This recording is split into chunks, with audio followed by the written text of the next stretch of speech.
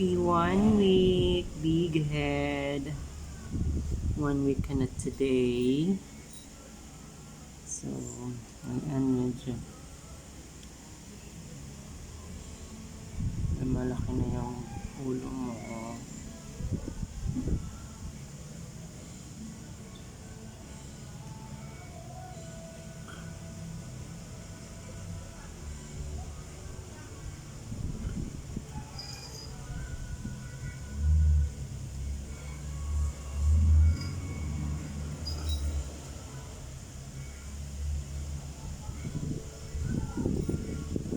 Aggressive niya na